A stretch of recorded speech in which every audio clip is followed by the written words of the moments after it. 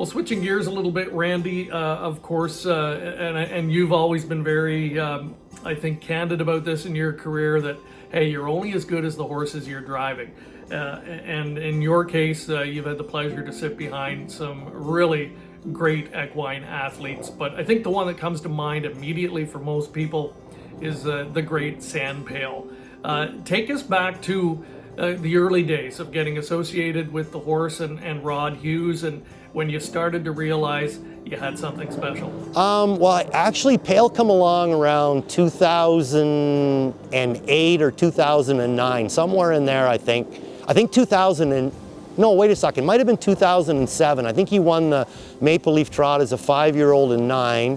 He'd be 4 in 8, so yeah, 2007. I caught him right at the end of his 3-year-old year. He just, I don't even know how that came about there. He just one day, I picked up the qualifying sheet and I was down to qualify him. Now, I did know the horse. I'd mentioned to Rod I didn't know Rod at all, but other than just a couple of times in passing, I said to him, geez, your horse race good tonight. And then I ended up being down on him, and boy, you could tell there was a lot there. I mean, there was all kinds there right from the very beginning, and we finished his 3-year-old year off. There was only a couple of starts left, like maybe a gold and a super final or something, and he finished either 2nd or 3rd in the super final. He raced really good, and then when we brought him back as a 4-year-old, I sat with Rod and we talked about it, and Rod kind of knew too that he was, his style of racing, he was going to chop a lot of miles for tough horses. And it's a hard year for horses to race as 4-year-olds that sophomore year, because now you're in against all the Bearcats. And we basically reprogrammed his way to drive. And I mean, I owe all the credit to Rod and Mr. Van Camp on that, because that was a lot of patience. But by November of his 4-year-old year, I could do whatever I wanted with that horse, and that's when he became San Pail. I could race him however I wanted. He was 2 fingers to drive. He was so relaxed out there, and that's when he became San Pail. Was right at the very end of his 4-year-old year. I think you'll see him in his 4-year-old year. He'll get up to the Open, but never really win it. He seemed to be able to be quite dominant around the non-winners of 25,000 area. He could win that quite handy. But once he got into the Open, he had to face against Armbrook Chronicle and a couple of old tough horses like that, and he couldn't usually best them. But right about November of that 4-year-old year, he started winning Opens, and I mean, from then on, the next 2 or 3 years, it was just like the most phenomenal ride to be on as a driver. Well, Randy, as I said earlier, you've always been, quick to give credit to the great horses you've driven and kind of diminish your own talents. But you don't have a Hall of Fame career without having immense talent and certainly a good head for the strategy side of the game. And I think as a lot of people reflect back in your career, one of your finest moments ever would be that Breeders' Crown win with San Pail at Woodbine. So much, I think, pressure coming in. You were representing Canada, taking on a couple of the big, heavy-hitting European invaders, and strategically, to this day, a lot of people think it was really a brilliant drive on your part. What are your recollections of the night, and maybe take us back to your approach going into the race and how it ultimately unfolded? Well, first off, going out onto the track and hearing the crowd, I never heard a crowd like that when I was going out into the post parade. I think I might have even took my helmet off and tipped it or something, because I mean, I never heard a crowd like that. Like, it's like they had the entire, anybody east of Toronto was down here, from Oshawa, Pickering, and all the way to New Dunsford, where Rod was from. I think they were all in the grandstand, because man, that was a heck of a noise, But he was good that night, and everything seemed good. I watched the European horses score out. They looked sharp, and I kind of had an idea of the way that it was going to go. I knew that Paul was going to probably leave Hardwicke to find the world, because that was his whole game, and that was when he raced his best, if he was up close. So I didn't really want to get into a speed duel with him. I was more worried about what those 2 European horses were going to do, and I was more than willing to land 3rd, and I did move down to the rail and then take a quick look over my shoulder, and when I seen them still out there and they were starting to drift down, I knew basically what was going to happen. They were either going to move to the front, the 2 of them together, or they were going to sit on the outside of me. And The beauty of a horse like San Pail is like you're driving a Lamborghini and against a bunch of V8s, and that's nothing against the rest of them. Honestly, I have nothing against any horse that he raced against or anything like that, but you have to realize that this was a lot of power that this horse, he was so good at that time, he was just amazing, and you can make different decisions in a very quick time when you're sitting with that much power, and that's basically what it was. I loved where I got away, and in 2 steps I didn't like where I was anymore, and they were starting to move down, so I rolled the dice and said, hey, I better take another shot at this, and so I moved them back out, and the rest is history. You can't really hear much going on in the crowd-wise, and I mean, obviously I was thinking about it and stuff like that down the lane. I didn't really hear much of it. You know, I was just hoping that he was going to get there. Them 2 horses just would not get tired, and they just kept coming and coming at him, and you know, I still think that he wins no matter what. He's one of them horses that even in the first 2009 Maple Leaf Trot, I know Lucky Jim was by me. It was either Lucky Jim or the other good, the good balanced image horse. What was his name there? The real good one that made all the money. Tron Smedshammer had him. Anyway, Arch Madness. Okay, one of those 2 were head and head with me, and they were by me at one point, and that horse just would not give up, and he fought back on and he won that race. And I still think that he would have done that night as well. But I was glad to see the wire. I had enough at that point. I was pretty happy to see the finish line. Truly an iconic moment in Canadian harness racing, San Pail winning the Breeders' Crown at Woodbine. But Randy, one of only a handful of great horses you've had the privilege of sitting behind over the course of your career. Who are some of the others that come to mind for you immediately? Well, starting like kind of early on there, I got to drive No Sex Please. That was a pretty big rush. You know, it was the 3-time Maple Leaf Trot winner there, so that was pretty huge. I would have been about 22 or 23 when that come about, so that was pretty amazing. And then, you know, I just like, I mean, I guess the one of the first good ones that I got was a horse called Strong Clan. He won the Payson Derby, and he was a real good horse for me. And then Real Desire came along. And I mean, he was bionic. He knew what he was doing from the time he stepped on the track as a 2-year-old. There's a few that I've drove like that just, they knew everything. You didn't have to teach them anything. They were teaching me in baby races just how good they were. And off the top of my head, I would say Real Desire, Mach 3, Control the Moment, and Dream Fair Vogel would just about stand out to me as the 2-year-olds that just, they instantly knew what it was all about. I drove lots of great 2-year-olds, other ones too, but some of them needed to be taught. Some of them showed it at the end of the year. These ones, they said they walked into their baby race and it was just like they'd raced maybe 30 times in their career. They knew everything that they had to do, and like I said, I can't take no credit whatsoever for horses like that. There was maybe the odd one there that I might have pointed somebody in the right direction or helped the horse a little bit, very minutely. But those ones, I didn't do anything with them. They just were instantly good race horses, and I owe all the credit to the trainers on all those horses. Well, another name that comes to mind for a lot of people is a colt by the name of Thinking Out Loud, and he took you to Pepsi North America Cup Glory. Back in 2015, you teamed up with veteran conditioner Bob McIntosh, giving him his first NA Cup victory. So really a big moment and kind of a crowning achievement when you're a Canadian driver growing up. That's the one I'm sure that you really wanted to win. Take us back to that night and then what you recall about just the whole atmosphere surrounding the race and how it unfolded that night.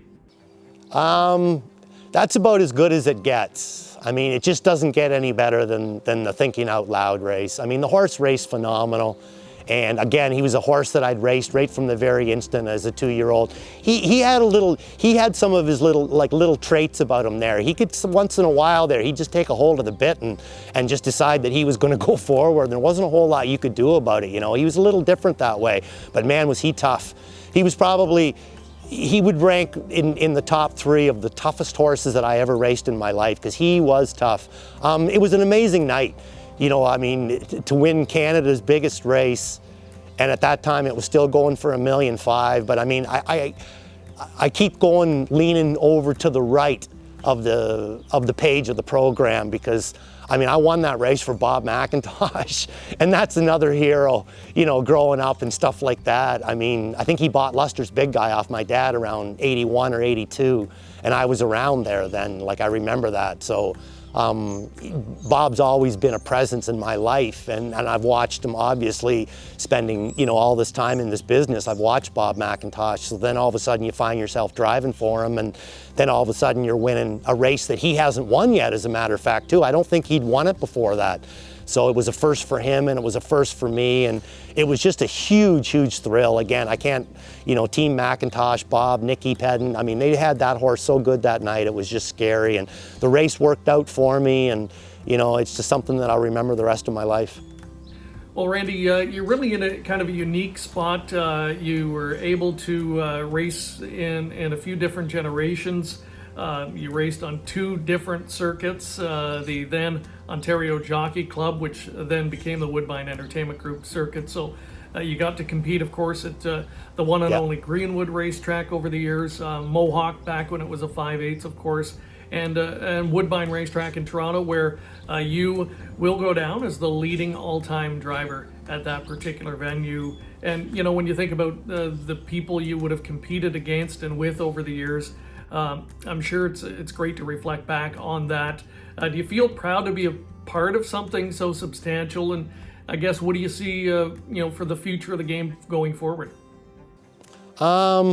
I'm not really sure if I don't really think I'm really a part of anything, to tell you the truth there. I'm just another guy that puts a helmet on his head and jumps up and stares at a horse's bum and gets paid to do it. I mean, that's what my job description is. Yes, I look at a horse's ass. You know, I'm good at it because I've also been fortunate enough to have this bum in my chin there my whole life there. But so maybe I'm good at looking at that kind of stuff. But I find it exciting. I know some people look at it as you know, like with what's going on in the world. I think the world will look after itself.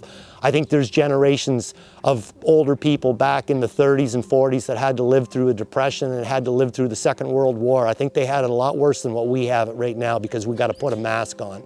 We don't have to send people overseas. We don't have to lose sons and daughters. I mean, yes, people get sick. Yes, people die.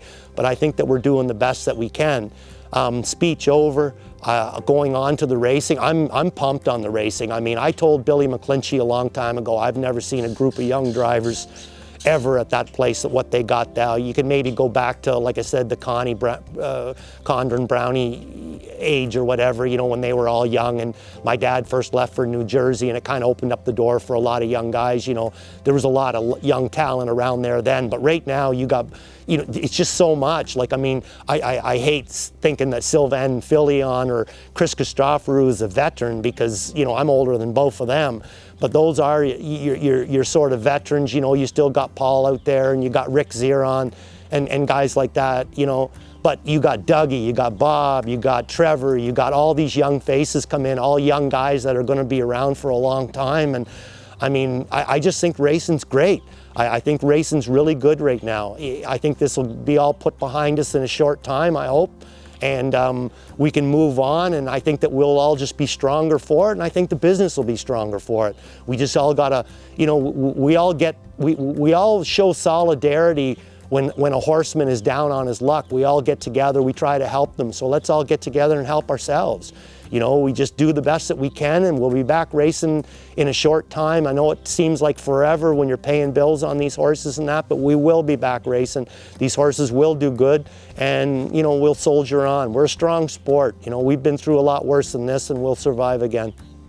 On a personal note, Randy, you've always been known as one of the most colorful people in the sport. A bit of a polarizing figure at times, but you know, always very candid, and I think people really appreciated that about you over the years, myself included. We were joking, this is one of the many times that I've had a chance to interview over the years, so it's always a lot of fun. But you know, when you think back of yourself personally, and in that time where you were, you know, at the top of the game and kind of the ups and downs, what do you want people to take away from your career, and what do you want them to know about Randy Waples? I don't know. People are going to take away what they're going to take away. There was a time in my life that it used to bother me when people didn't like me, but I can't really say it bothers me anymore. A guy put it in perspective when I first started to do good there. He's a good friend of mine, and he told me one time, Randy, not everybody's going to like you. That basically opened up my eyes on a lot of things. However a person chooses to think of me, then that's the way that they're going to think about me, you know. I mean, I am who I am, and Randy's Randy. Some people are cool with that, and other people aren't good with it. So I hope that if I can spend a few more years in this business, I hope I can leave it and not really do any damage to anybody or anything. And if I can do that, then I guess they couldn't dislike me too much. So these days you're not as busy driving in every race every night type thing and traveling as much as you would have at one time. What's a typical day look like right now for Randy Waples? I just well, again, I don't go in much at night, so I'm able to go to bed early at night, you know, get to bed by, 7:30 some nights. And I get up early in the morning and I go to work for Chantal Mitchell. I really enjoy it there. She's got a nice mixture, half babies, half older horses. And, I ride for her in the mornings, and that's about it. Then I go home and, sometimes I play a little poker. I still work out. That's about it. It's just kind of enjoying life, I guess. So as you've been able to kind of shift gears in your career, what's the next, say, 5, 10, 15 years look like for you? Best case scenario is I would end up moving to Cal Expo. That would be either one way or the other. Either I want to go west or I want to go east. I want to spend some time near the ocean. So I would either move to Cal Expo or I would move to the Maritimes and either race at one of the, try to race a little bit out there. I really don't want to get away from the racing because I just enjoy the horses too much. That's the thing that was the biggest thing about keeping me doing this, is that I have a hard time being away from the horses. So I don't think there'll ever be a day when I shut it down unless I just simply can't do it. But right now, I enjoy back looking after horses and that kind of stuff that I couldn't really do before because I couldn't be there in the morning all the time. But now I can, and it's like, being a kid again, and it's nice. I enjoy being around the horses. So that would be the best case scenario. Go to either the West Coast or the East Coast and try to, have a little stable and just, tootle around, see what's going on. Well, you touched on it earlier, Randy. You dabbled in acting. You've always been a really good interview and good on camera. And this past year, in fact, you got back behind the camera, co-hosting some of the simulcast shows from Mohawk Park. And the feedback and reception to that was incredible. And I think people would love to see more of you. Is TV or getting back into that side of it a possibility? Oh, yeah, I'm up for that anytime that anybody needs me to do it. I really it's nice to hear the compliments, and again, I don't see that side of myself. There's been times that I've left there and think, oh my God, what a horrible show I just did, and then you'll see a whole bunch of comments about how good the show was. So I just can't get really much of a read on it. The only thing that I can think of is that maybe because I like it so much, and maybe because I like talking about racing so much and all the little things that go on that maybe the average person wouldn't know about, maybe they're picking up on that. Maybe they're just picking up on my passion for doing it, and that's what they're feeding off of, or, because they got better guys to do it down there now than me. The only thing that I got maybe over a few of the people that they got doing it now is that I've been in those situations, so I kind of bring a little bit something that I guess that they can't that way. But anytime that anybody wanted me to do anything with TV, I love doing the TV. I'm not as good at it as you guys, but I can muddle my way through it and just talk about things that I know. So that's kind of why I like doing it. I'm passionate about it, and if the opportunity ever came, I probably would grab for it. Hey, listen, there was one time in my life there I even thought about being a judge. So, just about anything's possible. Final question for you, Randy, before we wrap things up. When you reflect back on your career at this point, what are you most proud of? I think I was honest with people. The people that were employing me, whether it's in the morning or whether it's driving their horses at night. I feel I was honest to them at all times. I had no problem telling them if I drove bad. I didn't make up excuses or anything like that. You know, if a guy got in my road, I simply told him the guy got in my road, you know. If the horse raced bad, then I told him that the horse raced bad. If it was my fault, something that I did, then I just told them. So I would say that if anything about it, I hope that they think I was honest. You know, I had a long career, so I guess in a way that kind of points towards that. But I really did try to be honest with people, because it's a huge investment that they have in these horses and that, and they deserve, you know, an honest answer, and that's what I tried to give them. I tried to be fair and honest with them. Whether I made a mistake out in a race, that can happen. It wasn't intentional, and I would tell them that I made a mistake, but that was about it, I guess. I guess if anything, I'm happy that I was honest with people. All right, that was Randy Waples, the newest Hall of Fame member, along with Jim Bullock and the pacing mare Great Memories. We want to thank you for tuning in, and don't forget to subscribe to our YouTube channel, and we'll see you next time on another edition of COSA TV.